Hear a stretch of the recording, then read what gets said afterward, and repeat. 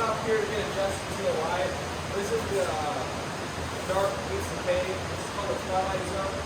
Sometimes you see sparkles at the entrance of the cave. It looks like you can't really see the sparkles. It's drinking like a strong, but it wouldn't be too good because it's thousands and thousands of years ago. Plus, it's a $500 fine and they might be jail. So they really don't want to do that. But if you guys look back there at that light.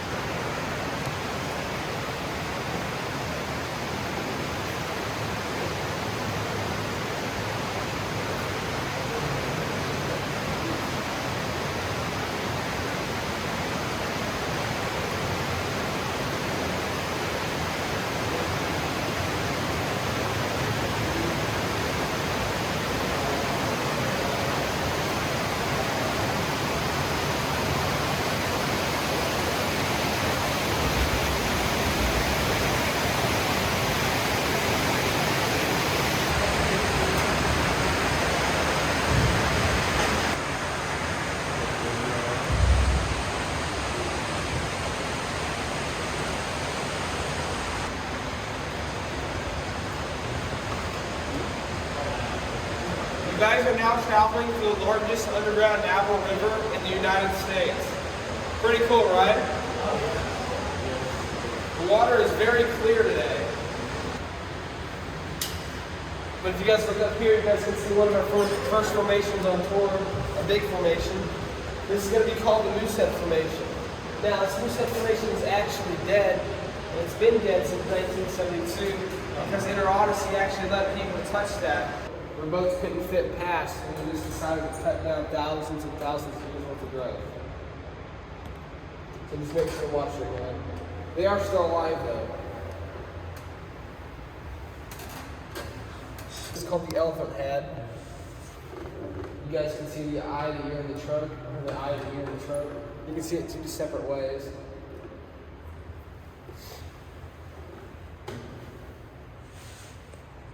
The lifeline of the cave. Now this cave is estimated to be 1.7 million years old. So are there still catfish in here most of the time then? Yes. Joe, it's up in the gift shop, actually comes down here and sometimes sets up jigs and uses nets to catch the catfish. And actually, magnesium is actually a natural laxative. So if you guys want to drink the water, you'd go to the bathroom for quite a long time. Now, is this the same area where if you do the kayaks? The kayak goes down the northern part of the cave. Okay. That's usually about a 3-hour round trip. Whenever the water gets in between the limestone, it eats away at those slabs, causing them to fall at those perfect angles. Most kids call this a Minecraft term.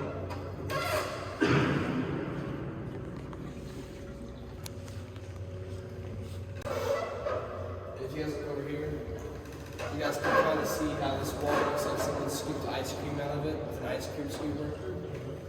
This is chemical erosion. It's helped by the least resistant pull of the water. And there's also a stick behind me. You guys see this? This is actually a property marker from 2010. And you guys can look ahead of me and see how it's completely straight. Tell you guys a little information. And we're going to do actually a couple of demonstrations.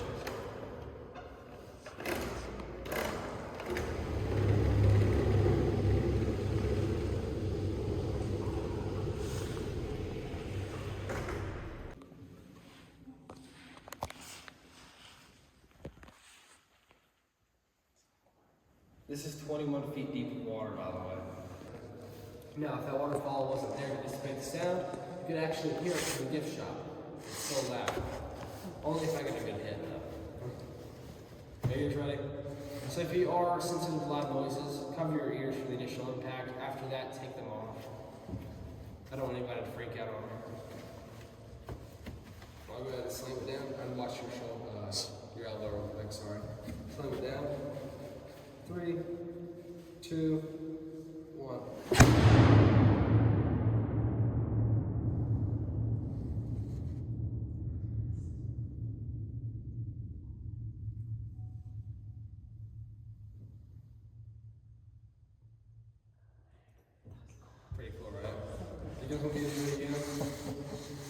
if I can get a good hit this time. You ready? 3, 2, 1.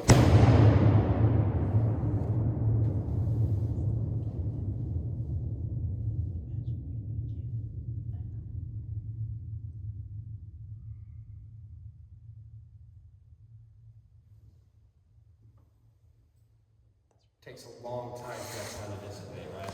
This archway here, and it's really just, it's eating around it, being the least resistant limestone. So if you guys look up there, you guys can see that. That's 37 feet of passage. You actually have to grab the kayak, lay on your back, and maneuver yourself all the way through there until it gets to the cavern.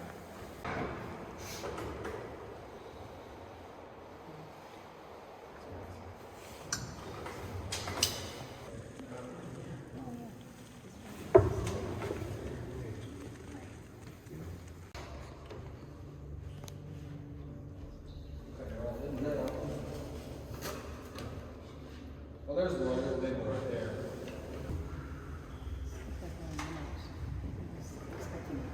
And you guys can actually go in there. You can swim also, fish. It's good views, but it was used for the Empire State Building. So all that quarry that you guys can see that's been taken out of that was all used for the Empire State Building. Now, if you guys rub your fingers together, you guys can feel that texture. That's that glacier till or mud at the bottom of it. They don't think there's going to be any formations to grow since it's 70 feet thick. I'll let you guys take pictures of it if you haven't already. That's caused by that drapery stalactite yet again.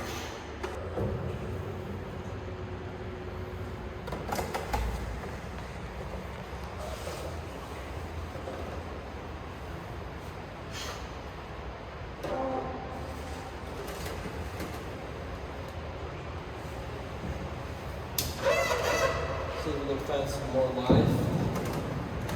There's a crayfish.